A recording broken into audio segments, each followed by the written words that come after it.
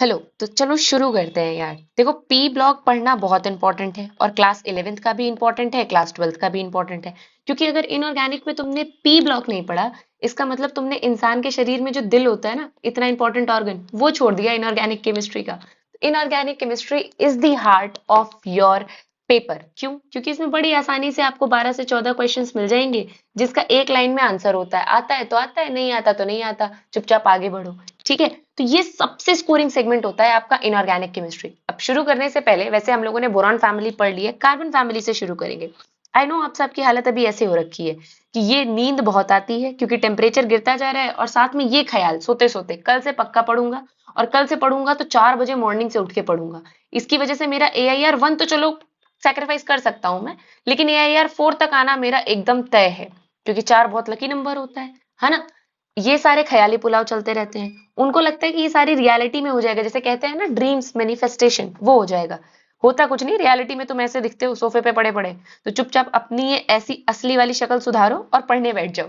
Now let's begin with carbon family, जहाँ पे carbon family के बारे में हम लोग सबसे पहले समझेंगे कि कार्बन फैमिली में कौन कौन से एलिमेंट्स आते हैं। जैसे कि कार्बन आता है, सिलिकॉन आता है, टिन आता है, लेड आता है जो कि ग्रुप 14 में आता है। ठीक है, ये सारे वेल नोन हैं जो कि ग्रुप 14 के एलिमेंट्स हैं, और कार्बन फैमिली इनको कहा जाता है। क्यों कहा जाता है? क्योंकि इनकी स्टार्टिंग कार्बन से होती है, जो ऊपर का ग्रुप का सबसे पहला एलिमेंट हो। और एक्सेप्ट जर्मेनियम, इनके अलावा सारे के सारे अच्छी खासी क्वांटिटी में मिलते हैं। सिर्फ इनकी फैमिली में एक जर्मेनियम है जो ट्रेसेस में मिलता है। मतलब जैसे कुछ लोग व्हाट्सएप पे स्टेटस लगाते हैं ना, अनअवेलेबल, वैसे वाला वो खैर हमेशा अनअवेलेबल रहते हैं। लेकिन ये जर्मेनियम भी उनकी तरह ही है कि आपको बड़े ट्रेसेस में देखने को मिलेगा, बहुत ज्यादा नहीं मिलता। ठीक है, इनका जनरल इलेक्ट्रॉनिक कॉन्फ़िगरेशन क्या होता है? NS2 NP2। अब आप बोलोगे ऐसा क्यों? भैया आउटर मोस्ट ऑर्बिट में 4 इलेक्ट्रॉन होंगे तभी तो ग्रुप 14 में आएगा। और 4 कैसे होंगे? S में 2 आ सकते हैं, तो P में कितने आएंगे? बचे हुए 2 आएंगे। तो इसलिए इनका इलेक्ट्रॉनिक कॉन्फ़िगरेशन क्या हो गया? NS2 NP2, right. अब आते हैं कोवेलेंट रेडियाई पे। Covalent radii increases down the group. ये हम लोगों ने पहले भी पढ़ लिया है कि जैसे जैसे ग्रुप में हम ऊपर से नीचे बढ़ते हैं, वैसे वैसे साइज बढ़ता जाता है। तो डेफिनेट सी बात है कि दूसरे के साथ बॉन्ड बनाएगा तो कोवेलेंट रेडियस भी इनका बनेगा, राइट। क्या कहते हैं कि difference in covalent radii between selenium silicon and germanium is less, as germanium has fully filled d orbitals which shields the nuclear charge rather ineffectively।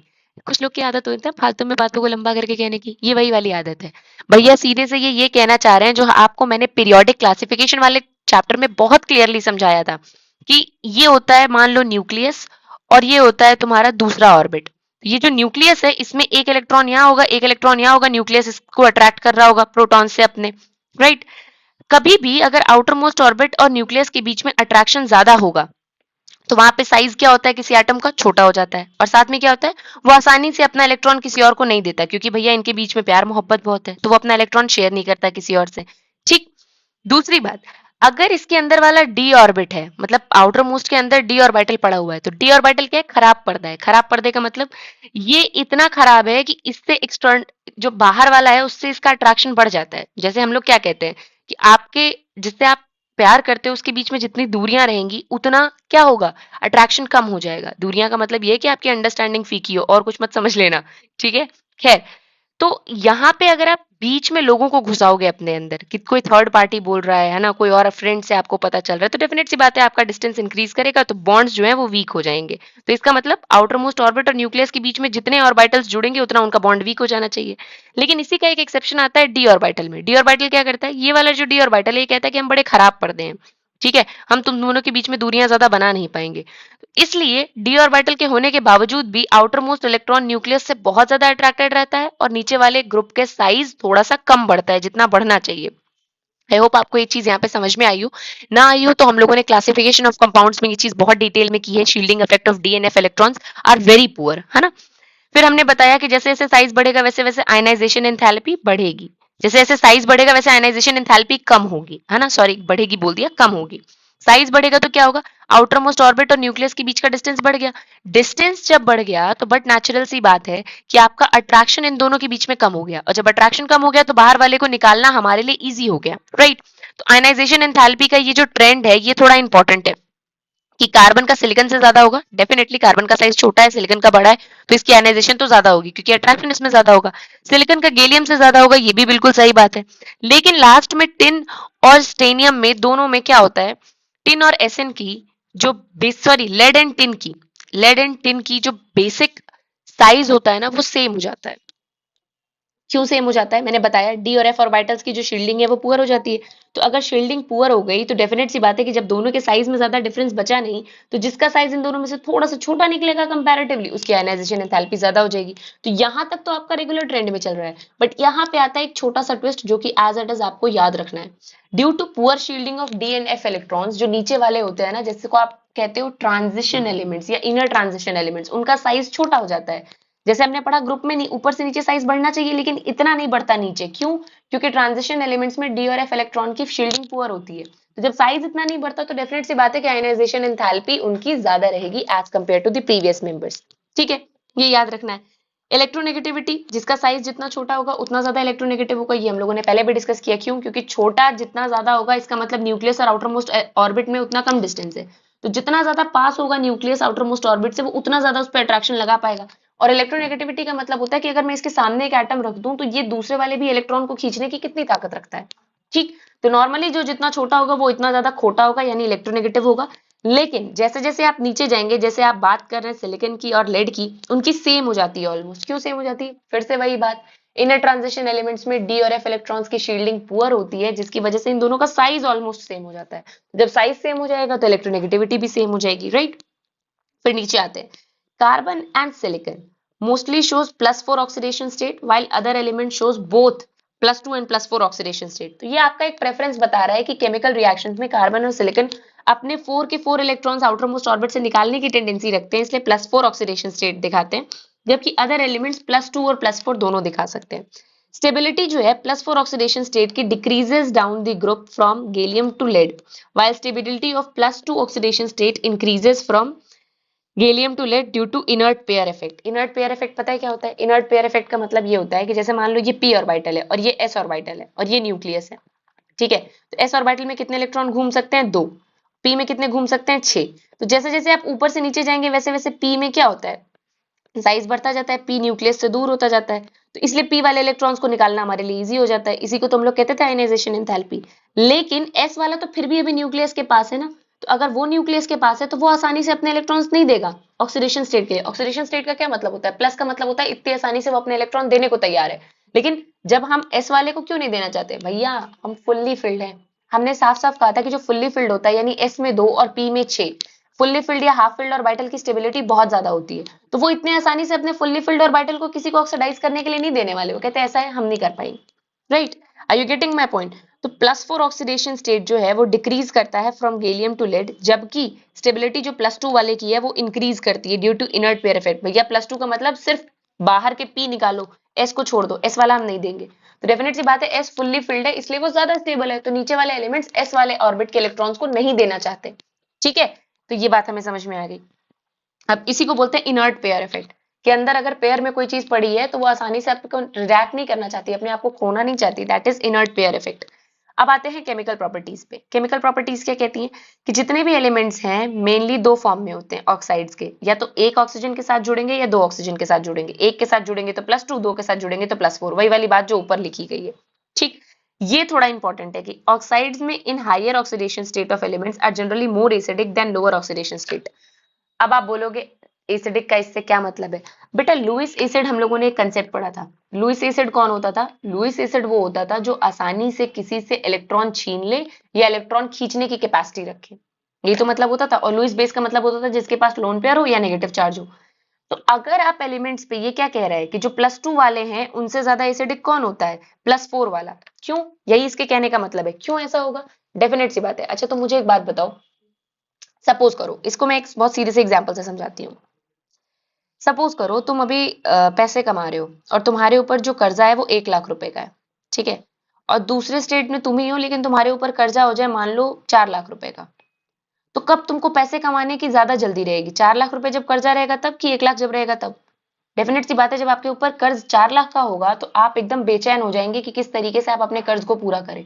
तो उस टाइम पे जो आप इतना ज्यादा काम करेंगे ना, इतना ज्यादा रिएक्टिव रहेंगे ताकि आप इस 4 लाख रुपए के जो कर्जे में है उसको पूरा कर पाए, वही सेम चीज यहाँ समझाई गई है कि जब हायर ऑक्सीडेशन स्टेट +4 का मतलब क्या हुआ, 4 इलेक्ट्रॉन ये लूज कर चुका है, तो डेफिनेट सी बात है इसको इलेक्ट्रॉन की क्रेविंग ज्यादा होगी, ये कहीं से भी इलेक्ट्रॉन लेना चाहेगा, तो इसलिए ये बढ़िया लुईस एसिड होता है। ठीक, अगर आप +2 से कंपेयर करें तो +2 में इसने सिर्फ 2 ही इलेक्ट्रॉन लूज किए हैं, तो +4 के कंपैरिजन में ये क्या होगा, कम रिएक्टिव होगा, कम एसिडिक नेचर शो करेगा, यही यहाँ पे बोला जा रहा है। ठीक है, कि +2 वाला ऑक्सीडेशन स्टेट लेस आपका लुईस एसिड होता है एज कंपेयर टू +4 वाला तो बड़ा स्ट्रॉन्ग होता है एसिडिक कैरेक्टर में। ठीक है, अब यहाँ पे ये चीजें आपको याद रखनी क्योंकि एग्जाम में एज इट इज पूछ लिया जाता है। ये मैं आपको दिखा देती हूँ, यहाँ पे क्या लिखा गया है, कार्बन, सिलिकॉन और आपका जर्मेनियम की जो ऑक्साइड्स हैं वो एसिडिक हैं। ठीक है, फिर आपका क्या है, लेड और आपके टिन के जो ऑक्साइड्स हैं वो एम्फोटेरिक है। कार्बन मोनोऑक्साइड न्यूट्रल है, इसका भी मोनोऑक्साइड एसिडिक है और बीच वाले का एम्फोटेरिक है। अब ये आपको थोड़ा सा है कि याद रखना पड़ेगा क्योंकि ये थोड़े से ऐसी चीजें हैं ना कि जो एक्सपेरिमेंट पे डिपेंड करती हैं कि एक ऑक्सीजन के साथ जुड़ेगा तो क्या। आप देख लो जितने पे भी +4 ऑक्सीडेशन स्टेट है वो ज्यादातर एसिडिक निकले हैं, अगर आपको ट्रिक याद रखनी है, जितने पे भी +4 ऑक्सीडेशन स्टेट है वो मैक्सिमम एसिडिक निकले हैं। जो ये खराब वाले मेटल्स हैं लाइक टिन और लेड, ये एम्फोटेरिक निकल जाएंगे, मतलब एसिड से भी रिएक्ट करेंगे, बेसिस से भी रिएक्ट करेंगे। और जितने ये ऊपर वाले हैं जिसमें +2 ऑक्सीडेशन स्टेट है, ये ज्यादा एसिडिक नहीं है, बस एक जर्मेनियम ऑक्साइड को छोड़ के, है ना। तो ये आपको थोड़ा सा याद रखना पड़ेगा और ये एग्जाम्स में एज इट इज पूछ लिया जाता है, तो इट्स वेरी वेरी इंपॉर्टेंट। फिर आपका ये कहा जा रहा है कि कार्बन, सिलिकॉन और जर्मेनियम जो है जनरली पानी के साथ रिएक्ट नहीं करता, बहुत इफेक्ट नहीं होता। ठीक है, फिर ये कहा जा रहा है कि टिन जब डिकम्पोज करता है ना स्टीम के साथ तो क्या बनाता है, टिन का ऑक्साइड बनाता है प्लस हाइड्रोजन बनाता है।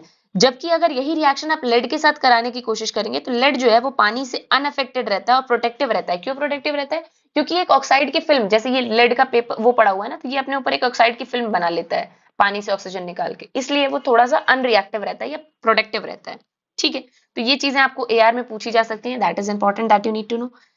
फिर आते हैं आपके ग्रुप 14 एलिमेंट्स पे जिसमें कि अब हैलाइड्स की बात करते हैं। तो दो तरीके से भाई मैंने बार बार समझाया कि ग्रुप 14 पे 2 ऑक्सीडेशन स्टेट पॉसिबल है, एक तो +2 का यानी बाहर के दोनों p वाले निकाल दे, और एक +4 का कि p और s दोनों वाले निकाल दे। जनरली जो नीचे वाले होते हैं ना वो चारों नहीं निकाल पाते। ठीक है, तो ये कह रहा है कि यार या तो ये +4 ऑक्सीडेशन स्टेट लगा के 4 हैलाइड लगा सकता है या तो +2 में सिर्फ 2 हैलाइड चिपका सकता है। मैक्सिमम ये कोवेलेंट कंपाउंड होते हैं, हम सबको पता है, लेकिन इसके कुछ एक्सेप्शंस है जो एज इट इज एग्जाम में पूछ लिए जाते हैं। एज इट इज एग्जाम में क्या पूछा जाता है, टिन के फ्लोराइड्स और लेड के फ्लोराइड्स जो +4 में होते हैं। फ्लोराइड क्या होता है, फ्लोराइड है सबसे ज्यादा इलेक्ट्रोनेगेटिव एलिमेंट। क्यों, क्योंकि पूरी पीरियोडिक टेबल में ही सबसे छोटा है, और मैंने क्या बताया था, जो जितना छोटा होता है वो उतना खोटा होता है in terms of electron gathering. जहां इसको इलेक्ट्रॉन मिलेगा ये खींचने की कोशिश करेगा।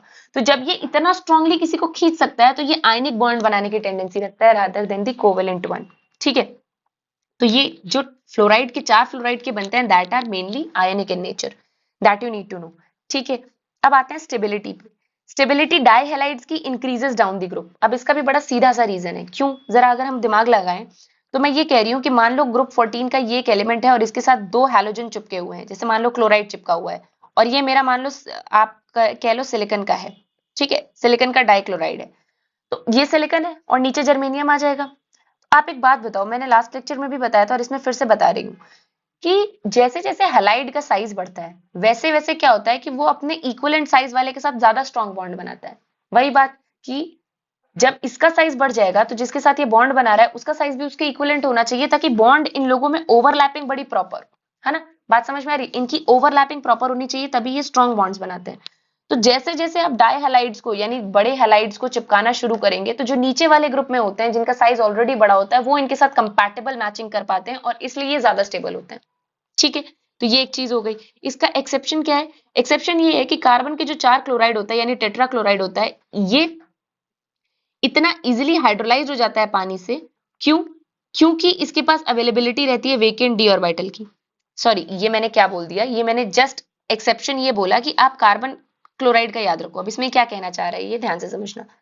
जैसे जैसे साइज बढ़ता है, जैसे कार्बन, सिलिकॉन, जर्मेनियम, ठीक है, ऐसे हुआ तो कार्बन का साइज छोटा है और कार्बन के पास डी ऑर्बिटल भी नहीं है। भाई कार्बन के पास डी ऑर्बिटल नहीं है जबकि जर्मेनियम और सिलिकॉन के पास डी ऑर्बिटल आने लगता है। Are you getting my point. तो जिनके पास वेकेंट डी ऑर्बिटल है, जब ये हाइड्रोलिसिस करेगा तो क्या करता है, कार्बन के क्लोराइड अगर हाइड्रोलिसिस करेंगे, कार्बन 4 ही बॉन्ड बना सकता है, उसके बाद वो अपने साथ किसी को अकोमोडेट नहीं कर सकता। वैसे तो इन सब में 4 ही बॉन्ड सिर्फ बन सकते हैं, बट इनमें फायदा क्या होता है सिलिकॉन और जर्मेनियम के पास कि इनके पास वेकेंट डी ऑर्बिटल पड़े रहते हैं, तो ये 4 बॉन्ड तो क्लोराइड के साथ बना ही सकते हैं, साथ में वाटर के साथ भी बड़ा आसानी से हाइड्रोलिसिस कर सकते हैं। हाइड्रोलिसिस का मतलब पानी के साथ रिएक्शन कर सकते हैं। तो जिन किसी के पास वेकेंट डी ऑर्बिटल होगा, भाई जिसके पास जगह होगी वही तो मेहमान रख सकता है ना। बात समझ में आ रही है? तो जिनके पास खाली कमरे हैं, खाली जगह है, वही दूसरों को अकोमोडेट कर सकते हैं। तो जितने नीचे वाले होते हैं ना किसी भी ग्रुप में, चाहे आप 15 की बात करो, 16 की बात करो, पहला वाला मेंबर इतनी आसानी से हाइड्रोलिसिस नहीं करता, नीचे वाले मेंबर्स बड़े आसानी से करते हैं क्योंकि उनके पास वेकेंट डी ऑर्बिटल जगह पड़ी हुई है। ठीक है, तो ये चीजें हैं। फिर कार्बन की एक इंपॉर्टेंट प्रॉपर्टी क्या है?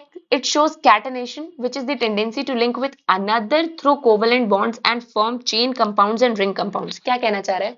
सीधी सी बात है, कार्बन सेम कार्बन के मॉलिक्यूल के साथ, चूंकि इन लोग भाई भाई भाई हैं, एक ही ग्रुप के एक ही जैसे मॉलिक्यूल्स हैं, तो ये एक दूसरे के साथ बहुत ज्यादा टेंडेंसी रखते हैं बॉन्ड्स बना बना के रिंग स्ट्रक्चर बनाने के। आप देख लीजिए इस तरीके से वो रिंग स्ट्रक्चर भी बना सकते हैं बड़ी आसानी से, और उसके साथ साथ ओपन चेन भी बना सकते हैं। अब इसका जीता जाता एग्जाम्पल है हमारी ह्यूमन बॉडी। ह्यूमन बॉडी में ऑर्गेनिक केमिस्ट्री बहुत इंपॉर्टेंट रोल प्ले करती है, और जितने भी ऑर्गेनिक कंपाउंड्स हैं, whether it is carbohydrate, whether it is protein, whether it is any kind of vitamin, everything have a carbon chain. Carbon chain तो सबके पास है। क्यों ये चेन है? क्योंकि बहुत ईजी है कार्बन का दूसरे कार्बन के साथ बॉन्ड बना के लिंक्ड कंपाउंड्स या चेन्स बनाना। ठीक है, तो ये प्रॉपर्टीज की हम कैटिनेशन कहते हैं कि अपने जैसे सिमिलर कार्बन से स्ट्रॉन्ग बॉन्ड बना के मल्टीपल कंपाउंड्स बना सकता है। ठीक है, तो that is one thing. Fine. Property of catenation सबसे ज्यादा कार्बन में होती है, फिर सिलिकॉन में, और लास्ट में जाते आते बिल्कुल खत्म हो जाती है। इसीलिए तो ऑर्गेनिक केमिस्ट्री में कार्बन के कंपाउंड्स हमने पढ़े हैं। कभी हमने ऑर्गेनिक केमिस्ट्री में ये नहीं पढ़ा कि सिलिकॉन के भी 20 सिलिकॉन का चेन बन सकता है या सिलिकॉन के क्लोज रिंग बन सकते हैं। ये तो हमने नहीं पढ़ा ना। क्यों नहीं पढ़ा? क्योंकि वैसे कंपाउंड ज्यादा स्टेबल होते ही नहीं है, वो एक दूसरे के साथ इतना स्टेबल बॉन्ड नहीं बना पाते। तो सबसे स्ट्रॉन्गेस्ट बॉन्ड जो बनता है सिमिलर कंपाउंड्स का, वो बनता है कार्बन के बीच में। फाइन। अब यहाँ पे आते हैं, यहाँ पे पढ़ना है हमें crystalline allotropes of carbon. Allotropes का मतलब होता है इनका कि कार्बन के ही, भाई कार्बन मॉलिक्यूल तो एक ही है, कंपाउंड तो एक ही है, इसके डिफरेंट डिफरेंट किस तरीके से हम इसको अरेंज करें कि डिफरेंट डिफरेंट मॉलिक्यूल्स या कंपाउंड्स हम क्रिएट कर पाए। फाइन। तो सबसे पहले इसका एलोट्रॉप है डायमंड। डायमंड सुन के आधे लोगों को तो यही होता है ना कि पहली सैलरी में पहला डायमंड आ जाना चाहिए, आईफोन आ जाना चाहिए, है ना। तो वही वाला डायमंड बनता किससे? कार्बन से। कितनी अजीब बात है, ह्यूमन बॉडी के मैक्सिमम कंपाउंड किससे बनते हैं? कार्बन से। जिस चीज के लिए ह्यूमन बॉडी तबाह रहती है, जद्दोजहद करके मेहनत करने के लिए तैयार रही है, वो भी है कार्बन से, है ना। तो ये दोनों के दोनों है कार्बन से, बस इनका मॉलिक्यूलर ऑर्गेनाइजेशन इतना डिफरेंट है कि वो किसी एक चीज को इतना ज्यादा स्पेशल बना देता है। डायमंड हार्डेस्ट स्ट्रक्चर होता है जितना अभी तक हम लोग जानते हैं, राइट। तो अब इसमें आते हैं, इसमें क्या होता है कि रिजिड 3 डायमेंशनल नेटवर्क होता है कार्बन का, जिसमें कि वो sp3 हाइब्रिडाइज्ड होता है, और हार्डेस्ट सब्सटेंस है जिसको अभी तक आज तक हम लोग जानते हैं, राइट। इसीलिए हम इसको अब्रेसिव की तरह भी यूज करते हैं, मतलब कटिंग एलिमेंट्स की तरह। अगर आपने देखा होगा ग्लास जब कट करते हैं ना, कभी अगर ध्यान से देखा हो तो ग्लास कटिंग के लिए जो वो उनका पेन आता है, उस पेन के टिप पे एक छोटा सा डायमंड लगा रहता है, उसी से वो लोग इतनी आसानी से ग्लास को एक प्रॉपर शेप में कट कर पाते हैं, जितने भी वर्कर्स रहते हैं जो ग्लासवेयर का काम करते हैं उनमें। ठीक है, और ये चीज और इंपॉर्टेंट है कि डायमंड में जो कार्बन की हाइब्रिडाइजेशन होती है वो sp3 ही होती है। sp3 का मतलब हुआ कि एक s 3 p, यानी बॉन्ड कितने बनेंगे? 4 बॉन्ड बनेंगे। और वैसे भी हमने पढ़ा था कि कार्बन जनरली 4 बॉन्ड बना के स्टेबल होता है, राइट। अब उसके बाद आते हैं ग्रेफाइट। अब यहाँ पे टेंडेंसी देखना, सबसे ज्यादा स्ट्रॉन्गेस्ट हमने कार्बन का कंपाउंड पढ़ा डायमंड, और ग्रेफाइट जो आपके पेंसिल के लेड वगैरह में होता है, कितनी आसानी से टूटता है, कितना स्लिपरी होता है, इतना हार्ड वो होता ही नहीं है, राइट। तो बस अरेंजमेंट का फर्क है जिसकी वजह से कार्बन इतना स्ट्रांग हो गया है डायमंड के फॉर्म में, और वही कार्बन इतना वीक हो गया है ग्रेफाइट के फॉर्म में, राइट। अब यहाँ पे क्या है, सबसे स्टेबल एलोट्रॉप जिसमें कि लेयर्ड स्ट्रक्चर रहता है, और इसमें कार्बन सिर्फ sp2 हाइब्रिडाइज्ड ही रहता है। इसमें कार्बन क्या करता है? हेक्सागोनल रिंग बनाता है और एक दूसरे के साथ वॉन्डरवॉल फोर्सेस के साथ जुड़ा हुआ रहता है। क्या कहना चाहता है? ये सिंपल से ये कहना चाहता है कि एक ये कार्बन का हेक्सागन हुआ, एक ये कार्बन का हेक्सागन हुआ, एक ये कार्बन का हेक्सागन हुआ, तीनों के तीनों हेक्सागन एक दूसरे के साथ सिर्फ वॉन्डरवॉल फोर्सेस से एक दूसरे से चिपके हुए हैं। इसलिए क्या ये स्लिपरी है, बड़ी आसानी से ये वाला वॉन्डरवॉल फोर्सेस वाला बॉन्ड टूटेगा और आसानी से ये एक दूसरे के ऊपर स्लिप कर जाएगा। तो इसीलिए ग्रेफाइट क्या होता है? स्लिपरी नेचर का होता है, राइट। इसमें कार्बन की हाइब्रिडाइजेशन क्या है? sp2, that you need to remember, यानी एक s और 2 p, यानी बॉन्ड कितने बना रहा है कार्बन? 3। और एक वाला क्या है? एक वॉन्डरवॉल फोर्सेस से सिर्फ दूसरे रिंग से चिपकाने का काम कर रहा है, राइट। तो ये चीजें हैं। फिर फ्लोरेनेस, है ना। फ्लोरेनेस का क्या है? प्योर फॉर्म ऑफ कार्बन है जिसमें कि C60 होता है। ये सॉशर बॉल शेप या फुटबॉल शेप जिसको आप कहते हो वैसा दिखता है, और इसमें 20 मेंबर की रिंग होती है, मतलब 20 कार्बन मिलके एक रिंग बनाते हैं और 12 कार्बन मिलके एक रिंग बनाते हैं। ठीक है, 20 होते हैं 6 मेंबर्ड रिंग। फिर से बता देती हूँ, क्या है ये, जल्दी जल्दी बोलने में थोड़ा सा ऊपर नीचे हो गया कि एक इसमें रिंग बनती है 6 कार्बन की जो कि 20 होती है नंबर में, और एक रिंग बनती है 5 कार्बन की जो कि 12 नंबर में होती है। तो 20 होती है 6 कार्बन वाली रिंग, 12 होती है 5 कार्बन वाली रिंग, और ये दोनों आपस में जुड़ के एक सॉशर या फुटबॉल शेप अपीयरेंस कंपाउंड बनाते हैं। ठीक है, तो that is also very very important. और इसमें भी कार्बन क्या होता है, sp2 हाइब्रिडाइज होता है। तो एलोट्रॉप से वन लाइनर्स पूछे जा सकते हैं या चूज द करेक्ट और इनकरेक्ट टाइप के स्टेटमेंट्स पूछे जाते हैं, right. Amorphous allotropes of carbon मतलब ये तो हो गया एकदम डेफिनेट। अमॉर्फस का मतलब जिनका साइज हमें कुछ पता नहीं है, कोई पर्टिकुलर इनका शेप नहीं होता, कोई पर्टिकुलर ज्योमेट्री नहीं होती, ये किसी भी साइज में पाए जा सकते हैं, किसी भी ज्योमेट्री में पाए जा सकते हैं। जैसे कि कार्बन ब्लैक, कोक हो गया, चारकोल हो गया, ये सब क्या है, इम्प्योर फॉर्म ऑफ कार्बन है, मतलब कार्बन के साथ इसमें कुछ कुछ इम्प्योरिटीज हैं और इनका स्ट्रक्चर भी डिफाइंड नहीं है, तो इसलिए हम इनको कह देते हैं amorphous allotropes of carbon, right. अब इसके आगे आते हैं। इसके आगे हमें कंपाउंड्स, कार्बन कंपाउंड और सिलिकॉन के कुछ इंपॉर्टेंट कंपाउंड पढ़ने हैं, जैसे कि कार्बन मोनोऑक्साइड। अब जो बायो का स्टूडेंट कार्बन मोनोऑक्साइड पढ़ रहा है या जो जेई का भी पढ़ रहा है, उसको एक चीज बहुत क्लियरली पता होनी चाहिए। कार्बन मोनोऑक्साइड सुनते ही आपके दिमाग में पहली चीज क्या क्लिक होनी चाहिए कि carbon monoxide is a highly poisonous gas. क्यों पॉइजनस है? क्योंकि ये हमारे हीमोग्लोबिन के साथ बाइंड करने की टेंडेंसी बहुत ज्यादा रखती है। मतलब अगर एक हीमोग्लोबिन के साथ एक ऑक्सीजन बाइंड करेगा, ठीक है, और एक कार्बन मोनोऑक्साइड बाइंड करेगा, दोनों में फर्क क्या है? ऑक्सीजन की इतनी एफिनिटी नहीं होती, मतलब ऑक्सीजन इतनी स्ट्रांगली नहीं बाइंड करता है हीमोग्लोबिन के साथ, जबकि जो कार्बन मोनोऑक्साइड है वो 200 टाइम्स मैक्सिमम एफिनिटी रखता है ऑक्सीजन के कंपैरिजन में। मतलब हीमोग्लोबिन से चिपकने की 200 गुना ज्यादा यू कैन से रिएक्टिविटी रखता है, ताकि वो हीमोग्लोबिन के साथ परमानेंट स्ट्रॉन्ग बॉन्ड्स बना सके। अब आप कहोगे मैम इसमें क्या घाटा है, कोई भी चिपके, इससे क्या दिक्कत है? दिक्कत ये है कि अगर ये हीमोग्लोबिन कार्बन मोनोऑक्साइड के साथ बहुत स्ट्रांगली चिपक रहा है, इरिवर्सिबल तरीके से चिपक रहा है, इसका मतलब ये छूटेगा ही नहीं इससे। और अगर ये छूटेगा नहीं तो ये ऑक्सीजन कैरी नहीं कर पाएगा। भाई बस लिमिटेड है। अगर मान लो बस है हमारे पास 20 और कार्बन मोनोऑक्साइड हमारे पास 15 है और ऑक्सीजन हमारे पास 20 है, तो कौन बाइंड करेगा? कार्बन मोनोऑक्साइड 15 पोजीशन इसकी ऑक्यूपाई कर लेगा, बचा कितना? सिर्फ 5 पोजीशन पे ऑक्सीजन जा पाएगा। इसका मतलब बॉडी में ऑक्सीजन की कमी होगी, और इसीलिए यही कॉज ऑफ डेथ होता है। अगर ये न्यूज आप लोगों ने बहुत पढ़ी होगी कि कभी गटर साफ करने कुछ वर्कर्स गए और अचानक से क्या हुआ कि उनकी मौत हो गई, या फिर बहुत लोग ठंडियों में कोयला जलाकर सोते हैं या अंगीठी लगाकर सोते हैं और पूरा कमरा एकदम पेटी पैक कर लेते हैं कि बहुत गर्मी मिलेगी, है ना, एकदम बढ़िया गर्मा गुनगुना करके सोएंगे। इस चक्कर में होता ये, इस लालच में, कि इनकम्प्लीट कंबशन की वजह से एयर में बनता है कार्बन मोनोऑक्साइड। ठीक है, कार्बन मोनोऑक्साइड क्या है? अगर एक रूम में ऑक्सीजन और कार्बन मोनोऑक्साइड दोनों प्रेजेंट है तो कार्बन मोनोऑक्साइड की एफिनिटी हीमोग्लोबिन के लिए ज्यादा है, तो हमारी बॉडी में जाके ये पूरे हीमोग्लोबिन को ऑक्यूपाई कर लेगा, सारे हीमोग्लोबिन को अपने साथ चिपका लेगा। इसका मतलब हमारी बॉडी में क्या हुआ? ऑक्सीजन को कैरी करने वाला अब कोई नहीं है। अब जब ऑक्सीजन ही नहीं पहुंच रहा है टिश्यूज को, तो बड़ी डेफिनेट सी बात है कि रेस्पिरेशन हो जाएगा ब्लॉक और इंसान जाएगा मर। ठीक है, मतलब चले थे गर्म होके सोने और पूरी तरीके से निपट ही गए। तो ये वाली कहानी होती है यहाँ पे। इसलिए कार्बन मोनोऑक्साइड बहुत इंपॉर्टेंट है पढ़ना, क्योंकि कलरलेस, ओडरलेस, पॉइजनस गैस होती है जो कि वाटर में इंसॉल्युबल है। बनती कैसे? इनकम्प्लीट कंबशन ऑफ कार्बन की वजह से कार्बन मोनोऑक्साइड बनती है। और ये कुछ तरीके और दिए हुए हैं कि फॉर्मिक एसिड को अगर आप हीट करोगे तब भी कार्बन मोनोऑक्साइड बनेगी, है ना, या वाटर से आप हाइड्रोलिसिस करोगे एक पर्टिकुलर टेम्परेचर पे कार्बन का, तब भी कार्बन मोनोऑक्साइड बनेगी, जिसको आप कहते हो वाटर गैस। कार्बन मोनोऑक्साइड और हाइड्रोजन के कॉम्बिनेशन को कहा जाता है वाटर गैस, जो एग्जाम में पूछा जाता है एज इट इज कि व्हाट इज वाटर गैस, मतलब it is hydrogen plus carbon monoxide.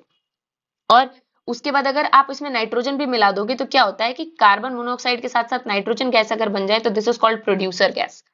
तो वाटर गैस क्या होती है? देखो कैसे याद रखेंगे। कार्बन मोनोऑक्साइड अगर हाइड्रोजन के साथ मिल रहा है तो it is called water gas, अगर कार्बन मोनोऑक्साइड नाइट्रोजन के साथ मिल रहा है तो it is called producer gas. याद कैसे रखना है? वाटर में H2O होता है, तो इसका मतलब जहां हाइड्रोजन दिख जाएगा वो वाटर गैस, और बचा एक प्रोड्यूसर गैस तो वो नाइट्रोजन के साथ हो जाएगा। ठीक है, तो ये ऐसे दोनों रिएक्शंस को याद रखना है। पावरफुल रिड्यूसिंग एजेंट होता है, बहुत सारे मेटल ऑक्साइड्स में को मेटल में कन्वर्ट करने का काम करता है। Carbon monoxide is a very powerful reducing agent. Okay, उसके साथ साथ क्या है, ये डोनर की तरह काम करता है जो कि मेटल के साथ रिएक्ट करके उनके मेटल कार्बोनिल्स बनाता है, राइट।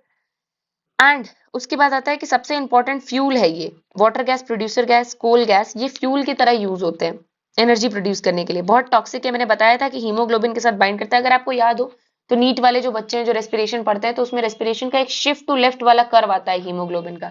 ठीक है, उस कर्व में भी यहाँ पे ये चीज डिस्कस की गई है कि carbon monoxide is toxic to haemoglobin, right. All right, फिर दूसरे ऑक्साइड की तरफ आते हैं, दैट इज कार्बन डाइऑक्साइड, जो कि कलरलेस और ओडरलेस गैस है। ये उतनी पॉइजनस नहीं होती जितनी की कार्बन मोनोऑक्साइड होती है। ठीक है, ये कैसे बनती है? ये कंप्लीट कंबशन ऑफ कार्बन की वजह से बनती है, और ये एयर में हमारे एक्सेस में पाई जाती है और फ्यूल की तरह भी यूज की जाती है, राइट। तो ये सारी चीजें बड़ी इजी हैं। कॉमर्शियल स्केल पे कैसे बनाते हैं? लाइमस्टोन को हीट करके। What is limestone? Calcium carbonate. ठीक है, कैल्शियम कार्बोनेट इज लाइमस्टोन, तो उसको हीट करके कॉमर्शियली बनाते हैं। फाइन।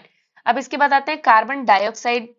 ये सेम चीजें हम लोगों ने पढ़ ली, लाइमस्टोन से बनती है। लेबोरेटरीज में कैसे बनती है ये आप देख सकते हो, छोटे छोटे अगर अमाउंट में बनाना है तो लाइमस्टोन को HCl के साथ रिएक्ट करा दिया तो उसके एक बाय प्रोडक्ट में बन गया कार्बन डाइऑक्साइड। फाइन, तो ये बहुत इंपॉर्टेंट है।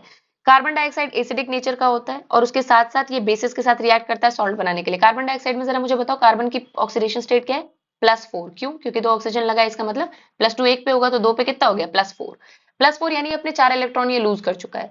अब ये 4 इलेक्ट्रॉन लूज कर चुका है तो ये दूसरे से खींचने की टेंडेंसी तो रखेगा ही रखेगा। इसी को तो कहते हैं लुईस एसिड, राइट। तो ये बेसिस के साथ रिएक्ट करके क्या बनाते हैं? सॉल्ट बनाते हैं। सबको पता है acid plus base is equal to salt, सबको पता है ये बात।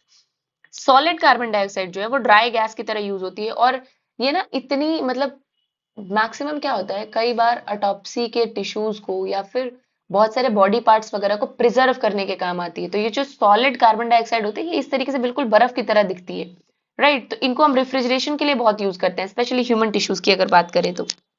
और ये उतनी पॉइजनस नहीं होती जितनी की कार्बन मोनोऑक्साइड होती है, राइट। लेकिन ये ग्रीन हाउस इफेक्ट शो करती है। अब now what is green house effect? Green house effect का मतलब होता है, क्या होता है, कुछ गैसेस जो होती हैं जितना ज्यादा आपके इन्वायरमेंट में होती हैं उनका काम होता है कि जो सन से यूवी रेज आती हैं उनको क्या होना होता है कि ओजोन उसको रिफ्लेक्ट बैक कर देती है, और कुछ 10 to 20% अंदर आ जाती है। इन्हीं से आपका क्या होता है, टेम्परेचर ऑफ अर्थ मेंटेन होता है। लेकिन कुछ ग्रीन हाउस गैसेस, इनका काम क्या होता है कि ये हद से ज्यादा यूवी रेज को अपने अंदर अब्सॉर्ब करके रख लेती हैं। अब्सॉर्ब करके रख लेंगी तो होगा क्या, हीटिंग इफेक्ट प्रोड्यूस करेंगी अर्थ के इन्वायरमेंट पे।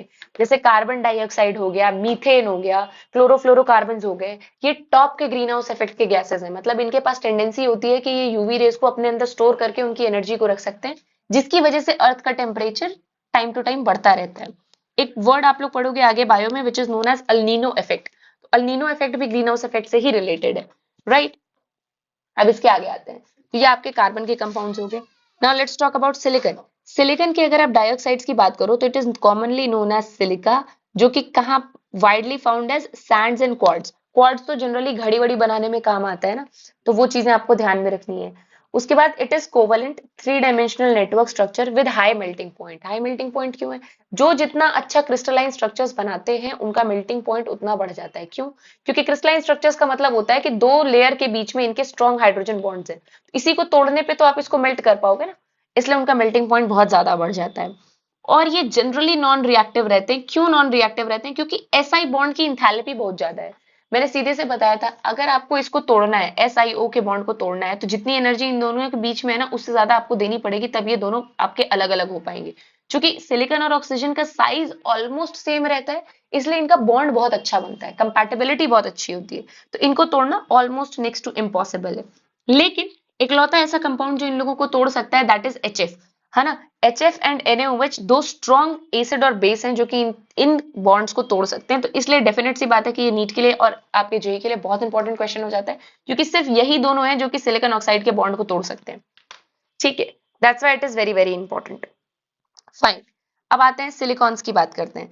सिलिकॉन्स आर जनरली ऑर्गेनोसिलिकॉन्स पॉलीमर, जिनमें कि क्या होता है कि दो आपके नॉर्मल R के ग्रुप लगे रहते हैं सिलिकॉन ऑक्साइड के साथ, रिपीटिंग यूनिट, है ना। मतलब ये एक मोनोमर है R2SiO, इसी को रिपीट करते रहो तो आपका पॉलीमर बन जाएगा।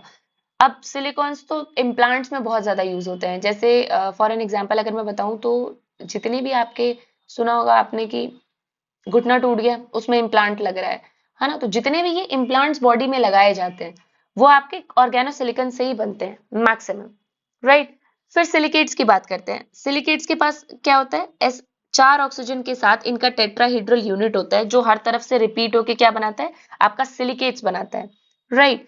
अब सिलिकेट्स क्या है कि ये चेन या 3D स्ट्रक्चर में आपके देखने को मिल सकते हैं। तो सिलिकेट्स आर विद SiO4 4- के टेट्राहीड्रल स्ट्रक्चर्स, राइट। तो ये भी एक तरीके से पॉलीमर है, लेकिन 3D पॉलीमर है ये, ठीक है। उसके बाद आते हैं जियोलाइट्स पे। जियोलाइट्स क्या है, बेसिकली 3 डायमेंशनल एल्यूमिनोसिलिकेट्स। मतलब सिलिकेट्स ही हैं, ये ऐसे ही है लेकिन इसके आगे एल्यूमिनियम लग गया है, are you getting my point? ये सिलिकेट्स क्या है? SiO4, इनमें 4 वैलेंसी भी बाकी है, तो अगर इसको आप एल्यूमिनियम से पूरा कर दोगे तो it is given a special name of zeolites, जो कि 3 डायमेंशनल एल्यूमिनोसिलिकेट्स हैं, जिसमें कि silicon atom are replaced by aluminium atom and negative charge is balanced by sodium, potassium and your calcium ions. ये आप बेसिकली कहाँ यूज करते हो? आयन एक्सचेंजर्स में यूज करते हो, जब हार्ड वाटर को आपको सॉफ्ट करना होता है, या पेट्रोकेमिकल इंडस्ट्रीज में आप कैटलिस्ट की तरह यूज करते हो। मोर और लेस इंपॉर्टेंट बात, काम की बात क्या है? Zeolites are basically aluminium substitutes of silicates, मतलब सिलिकेट्स में अगर आप एल्यूमिनियम डाल दोगे सिलिकॉन की जगह कुछ कुछ जगह पे, तो दैट इज जियोलाइट्स, जो आपको याद में रखना है। Right, fine. तो अब आ जाते हैं कुछ पीवाईक्यूज पे। अब पीवाईक्यूज तो बहुत इंपॉर्टेंट है, उसके साथ साथ हिंट लिख रखी है नीचे, ताकि अगर आप ये पीडीएफ चाहो तो आप आसानी से इसको टेलीग्राम ग्रुप से डाउनलोड कर सकते हो। इस पूरे चैप्टर की पीडीएफ आपको मिल जाएगी, साथ में ये क्वेश्चंस भी मिल जाएंगे। जब आप रिवाइज करो तो उसके नीचे हिंट मेंशन होनी चाहिए, ताकि आपको इजी हो वो टॉपिक वापस से सोच पाना। राइट, अब इसमें बात करते हैं। तो आप टेलीग्राम ग्रुप ज्वाइन करके पीडीएफ डाउनलोड कर सकते हो, या तो आप इंस्टाग्राम पे डॉक्टर तान्या सिंह के नाम से आप ज्वाइन करके वहां पे अपने डाउट्स को क्लियर कर सकते हो। दोनों पे whenever we are there we will definitely look into the messages and answer your questions appropriately.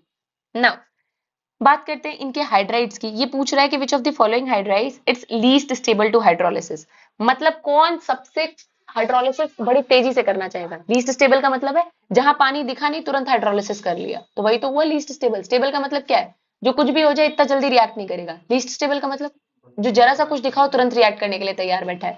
तो लीस्ट स्टेबल कौन सा होता है? सिलिकॉन के हाइड्राइड्स बड़े लीस्ट स्टेबल होते हैं। सिलिकॉन तुरंत हाइड्रोलिसिस करता है। राइट, कार्बन कर नहीं सकता क्योंकि इसके पास वेकेंट डी ऑर्बिटल नहीं है।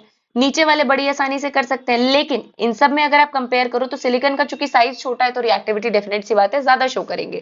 तो सिलिकॉन के हाइड्राइड्स जो है, इसके लिए मैंने 2 रिएक्शंस भी लिख रखे हैं कि सिलिकॉन के हाइड्राइड को अगर आप पानी में मिलाते हो तो ये सिलिकॉन अपने साथ कुछ एसिडिक कंपाउंड या सोडियम जैसे कंपाउंड्स बनाने की कोशिश करता है। So the answer for the question is silicon hydrides. Right, calcium वाला सॉरी कार्बन वाला कर नहीं सकता, डेफिनेट सी बात है उसमें वेकेंट डी और बाइटल नहीं। राइट, अब ये 3 क्वेश्चन है जो आपको करने हैं। क्वेश्चन क्या है? पहला क्वेश्चन देखते हैं।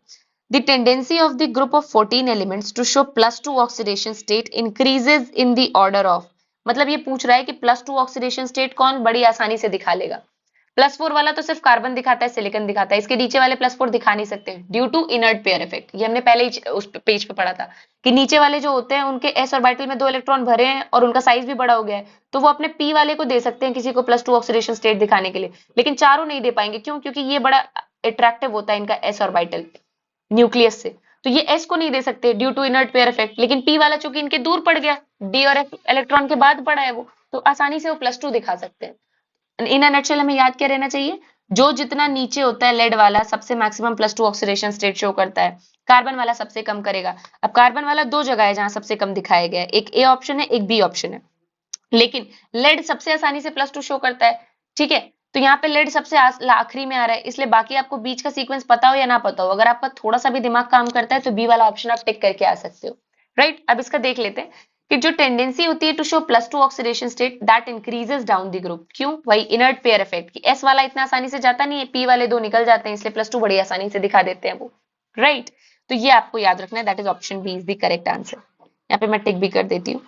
उसके बाद आता है आपका next question. An element of group 14 forms 2 oxides, one is highly poisonous and neutral, other oxide can be easily liquefied compressed to give solid which is used as refrigerant under the name of drink cold, है ना? वही solid carbon dioxide की बात कर रहा है जो कि ड्राई आइस की तरह यूज करते हैं, ड्रिंक कॉल्ड जिसको बोल रहा है। ये डेफिनेट सी बात है, किसकी बात कर रहा है? कार्बन की बात कर रहा है। कार्बन ऑप्शन में एक ही है, यानी option C will be the right answer. कैसे पहुंचे हम यहाँ तक? ऐसे पहुंचे कि इन्होंने बोला कि सबसे पहले तो वो क्या कर रहा है, हाईली पॉइजनस गैस बना रहा है, और पूरे कार्बन वाले ग्रुप पे हमें पता है कि CO is the most poisonous gas that we know. दूसरा, जब वो ऑक्साइड बना रहा है तो वो सॉलिड करके रिफ्रिजरेंट की तरह यूज हो रहा है। तो एक मैंने क्या बताया, कार्बन के 2 ऑक्साइड बनते हैं, कार्बन मोनोऑक्साइड, कार्बन डाइऑक्साइड। ये वाला हाईली पॉइजनस और न्यूट्रल हो गया, कार्बन डाइऑक्साइड एसिडिक भी हो गया और साथ में सॉलिडाइज भी हो गया। तो अगर आपको इतनी सी इन्फॉर्मेशन याद है तो you are absolutely on target और आप आसानी से इस क्वेश्चन को टिक करके आ सकते हैं। राइट, यही चीज यहाँ पे हिंट में लिखी गई है कि कार्बन 2 ऑक्साइड बनाता है, कार्बन मोनोऑक्साइड, कार्बन डाइऑक्साइड, जो कि न्यूट्रल और पॉइजनस होता है। जबकि कार्बन डाइऑक्साइड क्या होता है, इसको अगर आप कंप्रेस करके रेफ्रिजरेट करोगे तो ये ड्राई आइस या सॉलिड CO2 की तरह यूज हो जाएगा। फाइन, इसके साथ साथ क्या है, सिलिकॉन का हमने क्यों नहीं सोचा? क्योंकि सिलिकॉन का SiO अनस्टेबल होता है, एग्जिस्ट ही नहीं करता। दूसरी बात, जो टिन के ऑक्साइड्स होते हैं या लेड के ऑक्साइड होते हैं वो एम्फोटेरिक नेचर के होते हैं, उनके मोनोऑक्साइड न्यूट्रल नहीं होते, जबकि इन्होंने कहा था कि हमें न्यूट्रल चाहिए, राइट, न्यूट्रल लिखा है इन्होंने, इसलिए हम बाकी ऑप्शंस पे नहीं गए। बहरहाल अगर आप ट्रिक लगाएं तो आपको सीधे से इतने से इन्फॉर्मेशन से याद आ जाना चाहिए कि कार्बन मोनोऑक्साइड की बात कर रहे हैं, क्योंकि इकलौती पॉइजनस गैस जो आपको कार्बन फैमिली में पढ़नी है that is carbon monoxide only, right, जिसका एक्चुअल इंप्लीकेशन भी है रियल लाइफ में, है ना। अब उसके बाद आते हैं, the members of group 14 forms tetrahedrals, tetrahalides of the type MX4. Which of the following halides cannot be readily hydrolyzed with water? इसमें कुछ सोचना ही नहीं है, ये ऊपर की इंफॉर्मेशन तो फालतू दे रखी है। हमें भी पता है कि प्लस फॉर ऑक्सीडेशन स्टेट दिखाएगा तो 4 क्लोराइड अपने ऊपर चिपका सकता है, सबको पता है ये बात, तो ये तो टाइम वेस्ट करने वाली बात है। पहले ही ऊपर की 2 लाइन, ये सीधे से ये पूछना चाह रहा है इसमें से कौन सा हाइड्रोलिसिस शो नहीं करेगा। भैया जिसके पास खाली डी ऑर्बिटल नहीं होगा वो नहीं शो करेगा, क्योंकि आप घर में मेहमान पे मेहमान बुलाए जा रहे हो और घर में रखने की जगह है नहीं, डेफिनेट सी बात है ना, तो नहीं बुलाओगे आप। तो कार्बन के पास डी ऑर्बिटल है ही नहीं तो वो हाइड्रोलिसिस कर ही नहीं पाएगा। बाकी उसके नीचे के जितने हैं उन सब के पास वेकेंट डी ऑर्बिटल है, तो जब वेकेंट डी ऑर्बिटल है तो वो आसानी से हाइड्रोलिसिस शो कर देगा, right. So the correct answer for this is option A, that is carbon tetrahalides, right. तो ये यहाँ पे लिखा गया है कि except carbon halides other halide show hydrolysis. क्यों hydrolysis? Because of vacant d orbital, जहां पे जगह खाली है वहीं पे लोग जाके रह सकते हैं, ठीक है।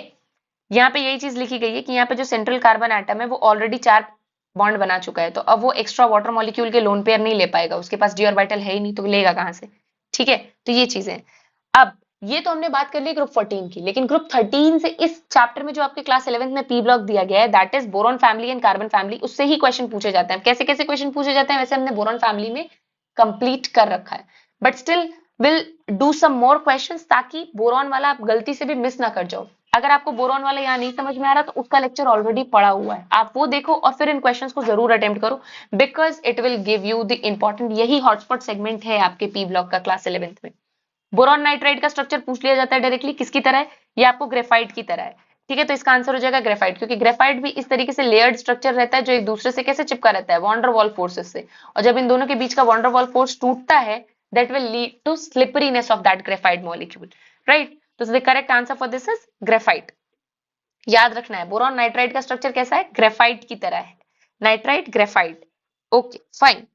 अब इसके आगे बढ़ते हैं, hardest compound of boron already हम वहां पे पढ़ा चुके हैं, बट फिर भी एक बार बता देते हैं। हार्डेस्ट कंपाउंड इसका होता है बोरॉन कार्बाइड। बोरॉन कार्बाइड जितने भी बोरॉन के कंपाउंड है उसमें से सबसे ज्यादा हार्डेस्ट लाया गया है, जैसे कि कार्बन का सबसे हार्डेस्ट क्या होता है, डायमंड, राइट। तो यहाँ पे बोरॉन कार्बाइड हो जाएगा आपका, ठीक है। अब ये आपको रिएक्शन पहचाननी है कि एक्स एंड वाई। अब ये लुका छिपी वाला खेल खराब तो बहुत लगता है, लेकिन एग्जामिनर को पता है आपको खराब लगता है इसलिए वो पूछता है, ठीक है। यहाँ पे क्या किया जा रहा है, यहाँ पे डायबोरेन को हीट किया जा रहा है किसी एक एक्स के साथ, और यहाँ पे एक बड़ा सा एक कॉम्प्लेक्स सा कंपाउंड बन रहा है, फिर इसको ये हीट कर रहे हैं जिससे कि वाई बन रहा है और हाइड्रोजन रिलीज हो रहा है। मैंने बार बार बताया डायबोरेन को अगर वो कभी भी किसी के साथ हीट करें, जनरली वो किसके साथ करेंगे, नाइट्रोजन के साथ, क्योंकि लास्ट में इनको बनाना होता है क्या, इनको बनाना होता है आपका बोराजीन, जिसको इनऑर्गेनिक बेंजीन बोलते हैं। लास्ट में वाई इनको बोराजीन बनाना ही बनाना रहेगा, और यहाँ पे तुम्हें दिख ही रहा है कि यहाँ पे H4 आ रहा है, एक कॉम्प्लेक्स बन रहा है, तो डेफिनेट सी बात है कि हाइड्रोजन वाला मॉलिक्यूल होगा। तो यहाँ पे X क्या होगा, नाइट्रोजन का कोई कंपाउंड होगा। ये चला गया ऑप्शन से क्योंकि सोडियम लिखा हुआ है, ये चला गया क्योंकि कार्बन लिखा हुआ है। यहाँ पे नाइट्रोजन का फ्लोरीन रिएक्ट ही नहीं करता। क्यों नहीं रिएक्ट करता? क्योंकि पहली बात तो नाइट्रोजन और फ्लोरीन बड़े स्ट्रॉन्ग कंपाउंड्स हैं, ये दूसरे के साथ बड़ा स्टेबल बॉन्ड बनाएंगे तो इतनी आसानी से टूटेंगे नहीं, एक वैसे भी इंटरमीडिएट बनाने के लिए। दूसरी बात जरा वाई भी तो देखो, वाई लास्ट में बोराजीन बनना चाहिए। जब भी डायबोरेन को हीट करेंगे और लास्ट में तुम्हारा हाइड्रोजन के साथ कुछ बच रहा है तो समझ जाना बोराजीन बन ही रहा है, और बोराजीन वाई के ऑप्शन में एक ही जगह दिया हुआ है। ऐसे ही पूरा खेल खत्म, ज्यादा सोचने की जरूरत ही नहीं है। डायबोरेन को हीट किया किसी भी कंपाउंड के साथ जिसमें नाइट्रोजन हो, लास्ट में बोराजीन बनाना ही बनाना है, तो option D will be the right answer. अगर नहीं समझ में आया तो यहाँ पे फिर से देख लो लॉन्ग मेथड से कि डायबोरेन को अमोनिया के साथ हीट करेंगे जिसकी वजह से ये कॉम्प्लेक्स बनेगा। जब आप इसको हीट करेंगे तो क्या होगा, इनऑर्गेनिक बेंजीन या बोराजीन बनेगा। ट्रिक याद रखनी है, डायबोरेन कभी भी हीट करो अगर नाइट्रोजन के कंपाउंड के साथ कर रहे हो लास्ट में बोराजीन बनना ही बनना है, क्योंकि बिना बोराजीन के क्वेश्चन पेपर नहीं बनता, ठीक है। हमारे लेवल पे जो इंपॉर्टेंट है उसी से क्वेश्चन बनाया जाएगा। आई होप इतनी चीजें आप लोगों को समझ में आ गई हो। अब इसी के साथ 2 और क्वेश्चन कर लेते हैं, उसके बाद यू कैन लीव, राइट। इसमें से पूछा जा रहा है कि इसमें से कौन सा कंपाउंड बोरैक्स बीट टेस्ट देता है। सबको पता है मेटाबोरेट्स क्या होता है, जब आप बोरैक्स को हीट करते हो ना तो मेटाबोरेट्स बनते हैं, और उसके साथ साथ ये जो B2O3 होता है ना मेटाबोरेट के साथ, ये ट्रांसपेरेंट ग्लास की तरह होता है। इसमें जैसे जैसे तुम ट्रांजिशन एलिमेंट्स डालोगे वैसे वैसे इसका कलर चेंज होता जाएगा। इसी से हम पता लगा पाते हैं कि कोई एलिमेंट ट्रांजिशन है कि नहीं है, क्योंकि बोरैक्स बीड या मेटाबोरेट्स जो होते हैं वो सिर्फ ट्रांजिशन एलिमेंट्स के साथ कलर शो करते हैं। तो जैसे कोबाल्ट डालोगे तो ये ब्लू कलर का हो जाएगा, राइट। तो इससे आपको पता चल जाएगा। तो answer for this question is your borax bead test या मेटाबोरेट्स। ठीक, बहुत इंपॉर्टेंट है। बोरॉन का वही पॉइंट बता रही हूँ जहां से क्वेश्चन बनेगा। अगर आप ये भी नहीं पढ़ पाए बोरॉन में तो बेवकूफ है, ठीक है। बेवकूफी करना है हमें, फिर आते हुए मार्क्स जो बड़ी आसानी से इनऑर्गेनिक केमिस्ट्री में मिल सकते हैं वो खो जाएंगे। Okay, now the next question. Boric acid is a polymeric layer structure in which the planar BO3 units are joined by. ये हम लोगों ने लास्ट लेक्चर में भी किया था। इस तरीके से बोरिक एसिड का मॉलिक्यूल होता है जो कि एक दूसरे के साथ हाइड्रोजन बॉन्डिंग के साथ जुड़ा रहता है। ये एक मॉलिक्यूल हो गया बोरिक एसिड का, ये दूसरा मॉलिक्यूल हो गया बोरिक एसिड का, ये तीसरा मॉलिक्यूल हो गया बोरिक एसिड का, और इन सब के बीच में होती है hydrogen bonding. So the correct answer for this is hydrogen bonding. तो बोरिक एसिड का आपको स्ट्रक्चर पता ही पता होना चाहिए। साथ में ये भी पता होना चाहिए कि बोरिक एसिड एक्चुअली कोई ट्रू एसिड नहीं होता। एसिड किसको कहते हैं? जो H+ दे दे। लेकिन बोरिक एसिड इकलौता ऐसा एक्सेप्शन है जो H+ खुद से नहीं देता, ये पानी से ही OH पानी से क्या करता है? H+ छीन लेता है। देखो होता क्या है, बोरिक एसिड क्या है ना, एक प्रोटोनिक एसिड नहीं है। प्रोटोनिक एसिड का मतलब ये H+ नहीं देता। जब ये पानी के साथ रिएक्ट करता है तो ये इसके OH को छीन लेता है जो कि बेस है पानी का। और बोरिक एसिड है, जिसकी वजह से पानी का H+ बचा रह जाता है। ठीक है, तो वो उसको एसिडिक कैरेक्टर दे देता है। तो ये चीज आपको और पता होनी चाहिए बोरिक एसिड के बारे में, जो एग्जाम में एज इट इज बहुत बार पूछी जाती है। अब now these are the most important segments of your group 13 एंड group 14 P block. I hope कि इससे आपको इतनी चीजें समझ में आ गई होंगी कि क्या हॉटस्पॉट सेगमेंट है और क्या पढ़ना है। सिलेक्शन के लिए पढ़ने से ज्यादा इंपॉर्टेंट ये भी होता है कि आपको ये पता हो कि क्या पूछा जाता है। ठीक है, कुछ भी नहीं पढ़ना होता है। तो NCERT and related concepts are more than enough with PYQs for your exams. I hope इतनी चीजें क्लियर हो। Stay tuned with the next video. Meet you soon.